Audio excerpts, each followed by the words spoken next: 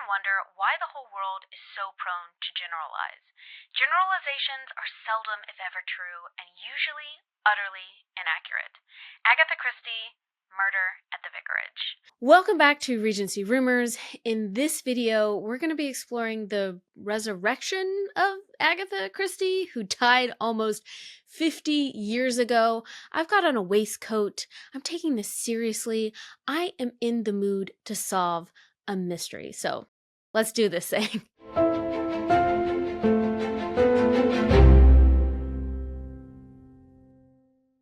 The BBC has announced a new writing course as a part of their Maestro program, which are online classes of around 3 to 6 hours given by influential figures such as business specialists like Stephen Bartlett and Trini Woodhull, music producer Mark Ronson, songwriter Gary Barlow, actor Brian Cox, authors Elizabeth Allende, Harlan Coben, and Jojo Moyes, and now Agatha Christie.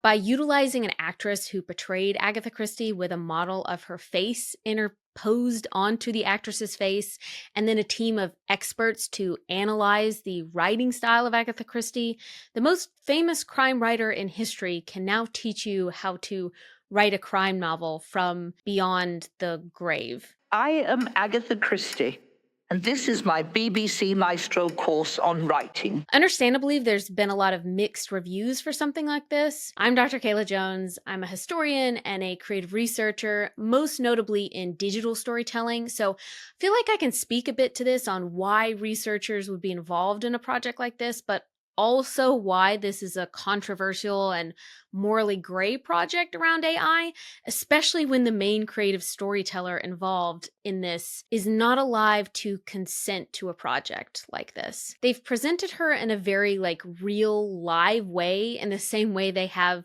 presented other experts who are doing courses. So it's kind of weird looking at the website where it seems like she's just alive like all the other tutors. There has been talk that the program used generative AI and trained it on her public domain works and then used that to guide users through the techniques of mystery writing. But from what I can tell, the actual script is human, written by the experts. It's just that AI was used, I believe, in reconstructing Agatha Christie's voice, her likeness, and her personality so that a version of her can present the class to us. A reconstructed version of Agatha Christie's face was interposed onto actress Vivian Keene's face, like I was saying, and then the writing advice has been taken from her writings and archival interviews and curated by Christie scholars. So it was developed by BBC writers in collaboration with BBC Research and Development, and the videos are available on the subscription-based educational streaming platform and was made with the full support of the Agatha Christie estate and her family. Still, this raises a lot of red flags around authenticity issues, consent, and posthumous representation.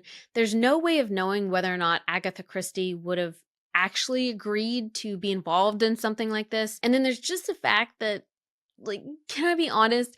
There's something animatronic about this. It's giving Hall of Presidents at Magic Kingdom where the presidents stare down into your soul whilst constipated. But no, you can tell that this technology has come a long way, and I can't create this CGI technology. So in terms of that side of it, putting aside Agatha Christie, no judgments in terms of level of professionalism. I can't make something like this. However, it is kind of given uncanny valley, and I'm uncomfortable. What are the cons of something like this? The biggest thing is going to be consent, which I'm going to go into more detail about Agatha Christie specifically and consent in a minute, but generally, we can't get the consent of dead people for projects like this. I believe these kinds of projects are going to be rolling out quickly before there are any laws in place to stop them. Some might see AI as a helpful tool for them to continue their careers against the odds, even if it means their likeness or their voice is now out there for AI to replicate. For instance, country star Randy Travis, he had a stroke in 2013, I think, that left him unable to sing or talk again. So he consented to AI cloning using his voice, and now he's touring with new music using AI to replicate his voice for further songs. For other artists, something like AI might seem like a nightmare that's going to use their hard-earned creativity to write books, to make music, or in the case of Google VO3, make films. Everything is going to change in terms of, the creativity space when it comes to AI. And consent is going to become a massive topic when it comes to authors, artists, actors, creators, etc. One of the most pressing concerns about using AI to recreate authors like Agatha Christie is the question of authenticity. Can a digital representation, however advanced it may be, truly capture the nuance of Christie's intellect and personality? This AI-generated persona is ultimately based on extrapolations from her existing work and biography, not her lived experiences or intentions. This AI version of Agatha Christie, which, let's face it, is a recorded course that you just press play or pause like you can in this video. It's not actually a class where you can get answers from a teacher, but simulated dialogue that presents itself as authoritative and intimate. But at the end of the day, this version of Agatha Christie can't actually interact with you on a human level. I think one of the most important points here is that ethically, there's this huge issue of consent. Agatha Christie died decades before the development of AI technology. She couldn't have fathomed something like this coming about. And, the capabilities of mimicking voices and personas, the use of her image and her voice without explicit permission, it kind of feels like digital necromancy to me, like a form of technological exploitation of the dead, like a lot of journalists have been talking about in the last few years. Beyond Christie herself, this trend sets a scary precedent, in my opinion. If it becomes acceptable to recreate dead authors, what stops companies from using AI to replace, living educators or creatives in a big way? And I mean, this is already happening, but I can't imagine where this is going to go in 2 to 5 years from now. It just feels like a never-ending spiral of commodifying intellectual labor of dead authors over and over again. Legally, the situation is really murky. Intellectual property laws weren't designed for this kind of posthumous digital performance. So it's all a mixed bag at the minute, and it's going to take a while for laws to update around this kind of, AI representation thing. So these recreations prompt broader questions about how we engage with the past. Are we preserving history, or are we rewriting it through the lens of modern technology?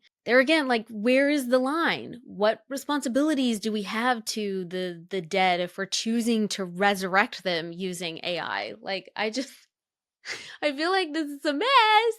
It's a mess. It's a big old mess.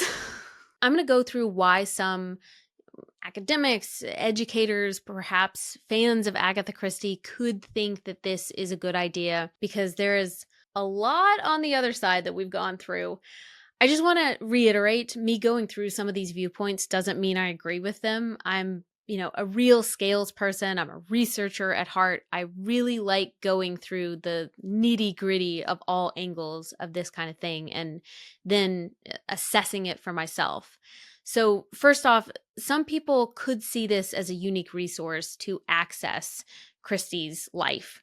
It's a very engaging way for maybe new aspiring writers to access this type of, writing education. It's a way for people to feel like a writer who maybe they've looked up to or admired is teaching them face to face, as opposed to in a book where, historical figures can feel distant or boring or unrelatable. As we don't know the full capabilities of AI yet, I can't speak on how it's going to be used to analyze past literature in the future, but that's coming. Like it's here. Some of the techniques used in this project, they do provide an innovative learning experience for audiences.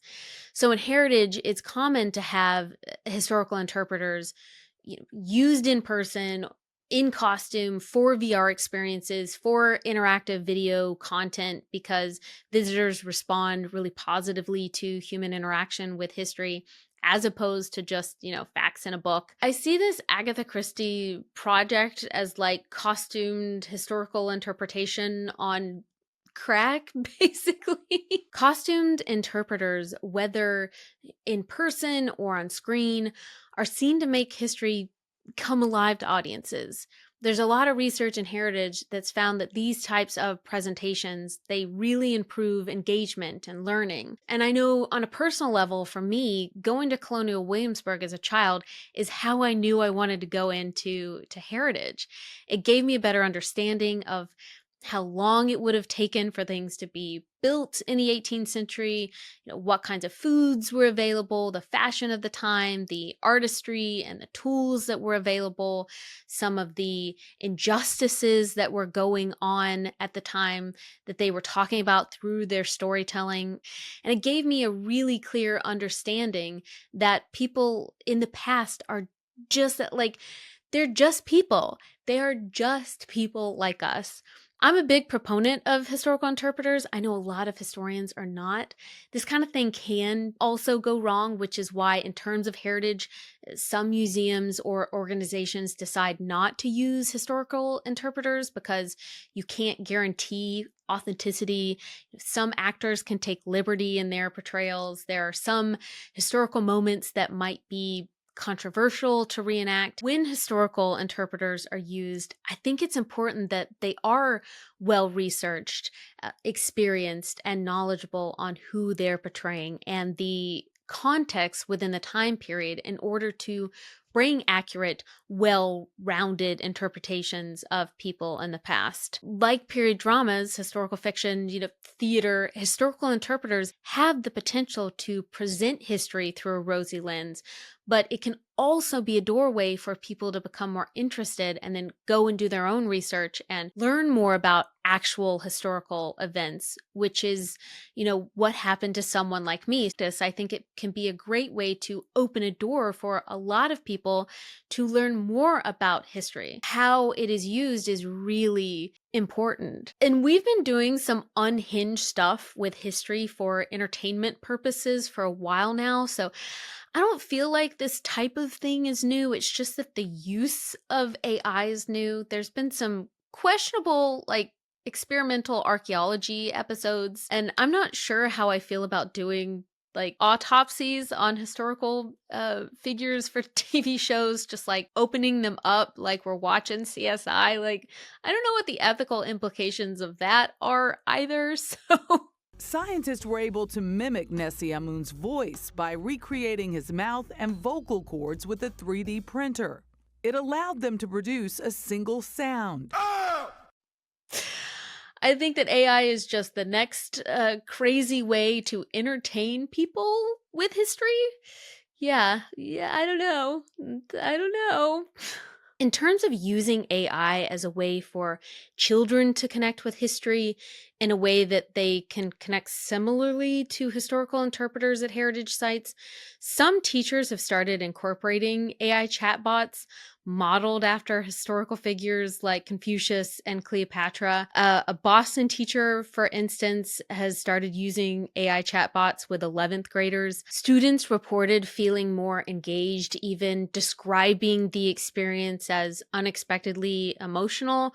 One student said that she felt like she had a surprise surprising human connection, even though she knew that it wasn't real. Some educators might view the Agatha Christie AI as like a tool outside of traditional lectures and textbooks. It's not about replacing scholarly analysis, they might argue, but about piquing curiosity and giving people a very intimate method of learning. The National World War II Museum in New Orleans has a project called Voices from the Front, which lets visitors interact with a lifelike digital projection of a real veteran who answers audiences' questions using pre-recorded responses. I think the idea behind that was to preserve firsthand testimony even after these individuals pass away, especially because it's becoming a time in which people who had experience of World War II are no longer going to be with us. So this is a way to preserve their memory in a way. So advocates for the Agatha Christie AI could argue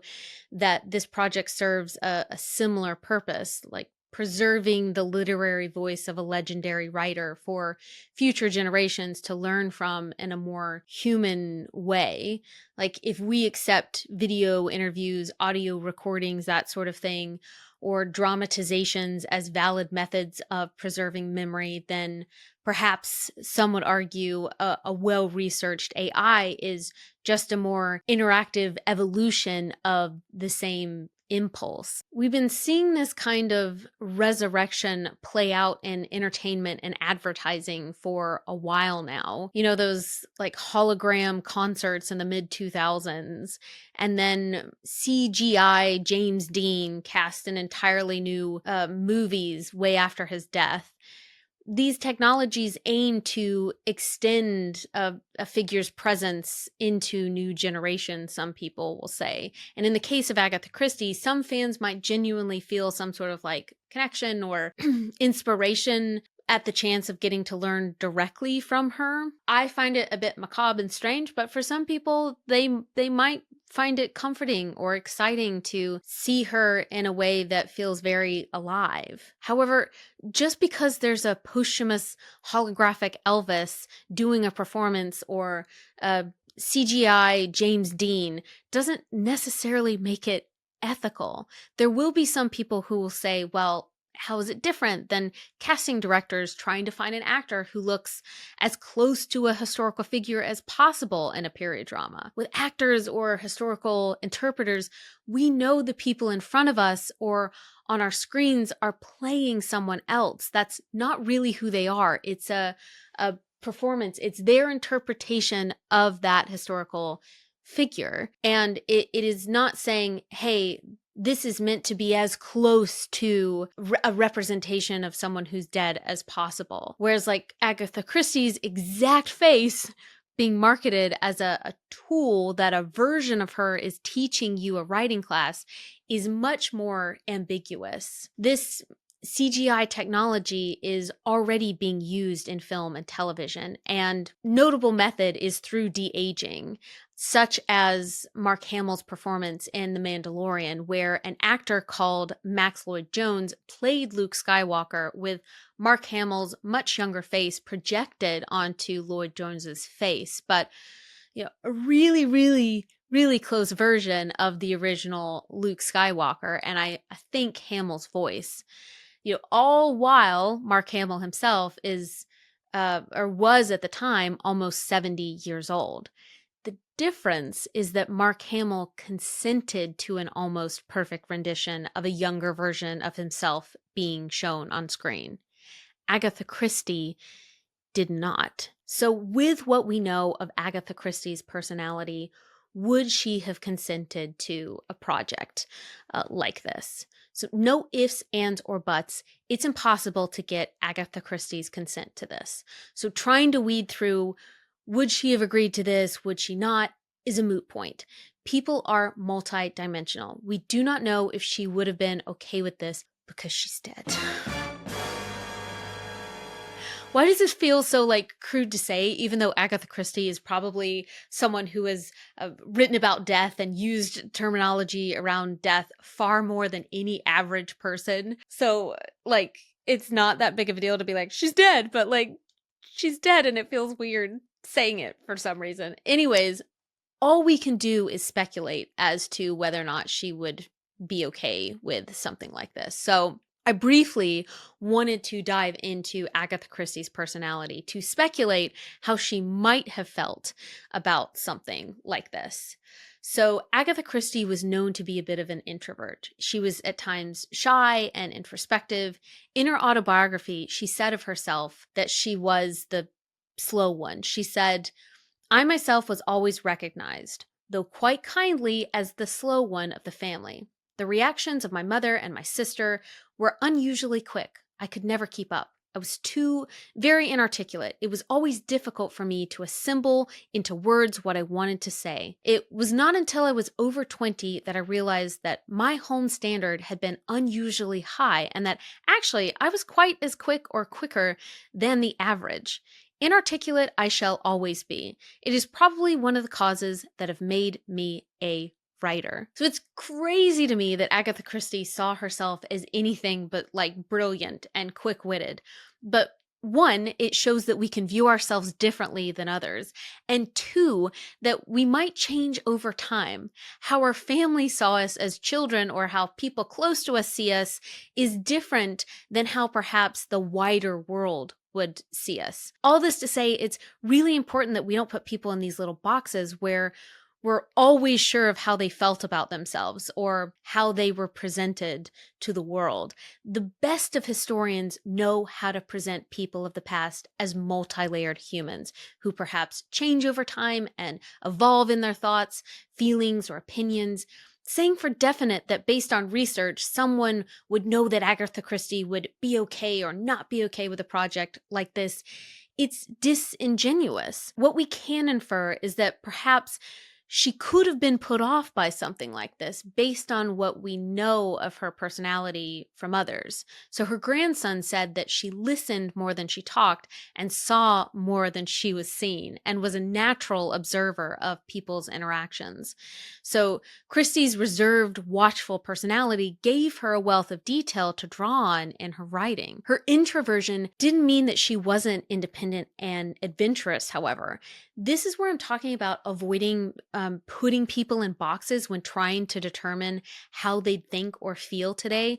Some people would think that a level of introversion would mean that she'd be more akin to like an Emily Dickinson type who barely left her parents' property. But Agatha Christie had a more like adventurous like life of travel. After her divorce in 1928, she traveled alone, famously on the Orient Express, my favorite prose story, and shortly thereafter married archaeologist Sir Max Mallowan, who she accompanied on digs to the Middle East. Commentators saw Christie as someone who refused to be circumscribed by convention. She had a willingness to break the rules. A lot of people would not connect someone who's introverted with someone who's willing to break the rules. Christie combined an independent spirit with serious professionalism, and she endlessly edited and revised her own work until she saw a level of perfection. She was an author in the most pragmatic, dedicated sense of the word, a true craftsman of her art, continually honing her practice. There were voice recorded tapes found in her home in 2008 by her grandson. They were about 13 hours long of Christie's voice. They were personal reflections of her life and work for her autobiography. She discussed the origins of iconic characters like Miss Marple and Poirot and shared insight into her creative process and perspectives on her characters. So those tapes were used in order to replicate her voice for this project. Some people will say, well, if these recordings are available, what's the big deal with them being used for something like this project? And I'm kind of torn on this issue. On the one hand, I don't think they are overly personal. It's definitely more about her as a writer than like her personal relationships or like her divorce. I don't know that she intended for these specifically to become public. Certainly a lot of my voice notes that I make as a creative researcher and a writer, I would never want out there in a raw form. And with her being so private, it's hard to say whether it's the right thing or not for these tapes to be public in the first place. There has been a lot of criticism in how her estate has handled her legacy. Her estate has faced backlash on signing off on BBC adaptations, deviating from Christie's original narratives, with critics arguing such changes compromise the integrity of Christie's meticulously crafted plots. The estate has also been involved in revising Christie's text to remove outdated racial and ethnic references. This move has sparked debates about censorship. There's also been films with Agatha Christie as a sleuth herself. Series like Poirot and Miss Marple have had new writers who've added new books in with the estate's approval. Great-grandson and CEO of Agatha Christie Limited, James Pritchard, has said that these types of changes might upset some fans, but that they're sometimes necessary to bring fresh perspectives to her stories. There's also plenty of other writers who have media projects with their portrayal, biographical films.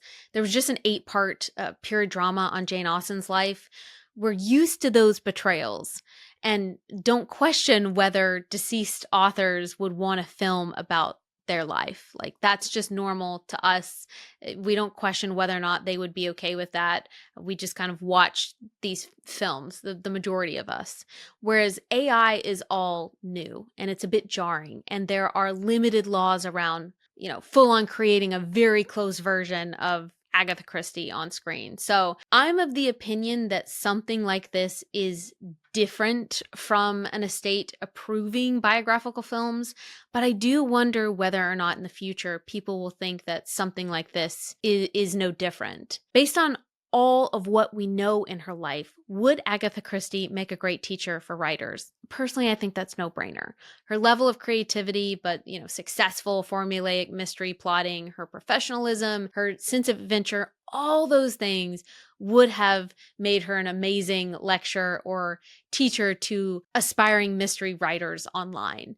But none of that addresses the fact that Agatha Christie is not actually teaching this course, and we've got no idea if she would have wanted her likeness to. To wrap this up, I want to share how Agatha Christie felt about just being interviewed, because she wasn't necessarily someone who preferred to be front and center. She struggled with the limelight later in life. She said of giving interviews, "I have never enjoyed interviews, which always makes me feel embarrassed and tired, and why people should want to read articles about the author of books they have read, I have never been able to understand." Now, this kind of thing has blown up with authors and social media, but at the time, this is just when print media, radio, and television was really booming. So audiences having this level of access to authors in a more national and international way was new. There had been famous authors in the past, but them being interviewed on more of a world stage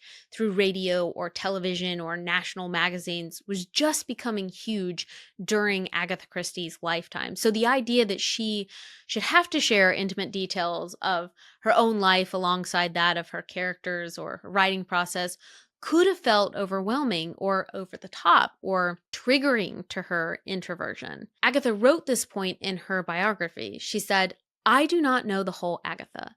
The whole Agatha, I believe, is only known to God." AI is here to stay.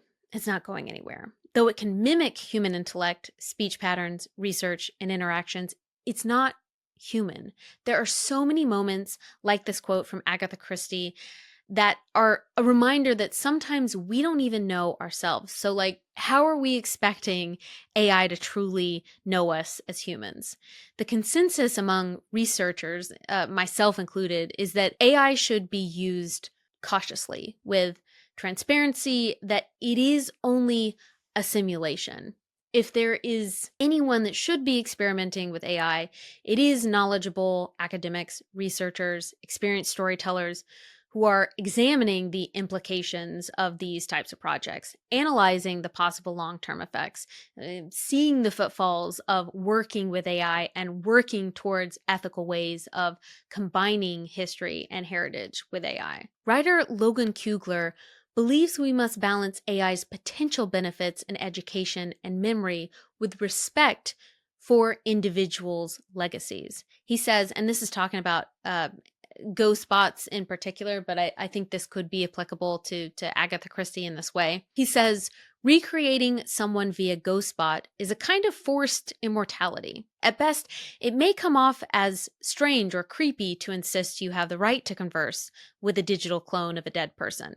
At worst, it may be seen as a non-consensual violation of an individual's dignity as a human being. In short, the problem of ghost bots isn't just a technological one. It's also a deeply cultural one that changes in severity and context depending on to whom we're referring. Many people feel very differently about the subject if we're resurrecting a famous historical figure, aka Agatha Christie, versus how they feel creating a ghost bot of a very personal relation. There's a difference between using AI to spark curiosity or as a tool to help preserve a legacy, and using it to sell the illusion that a person is still speaking or thinking or teaching with any sort of agency. Someone being brilliant or beloved or famous like Agatha Christie is not enough of a justification for their likeness to be recreated after death. There's just simply no laws around it yet to stop it. That's it for me, guys. I would love to know what you think about an AI Agatha Christie course. Would you enroll in this course or like another course of an AI historical figure? If anyone has actually taken the course, I'd love to know what you thought. Like, do you think that it was worth it for the BBC to create a project like this, her estate to be involved? Like, was it useful to you in any way? Yeah, I'd be interested to know how people who have taken the course feel about it. I think I am going to go read some Perot, let my little gray cells rest for a bit from making this video. And if you are curious, no, I do not want an AI representation of myself when I'm gone. So thank you. Okay, bye.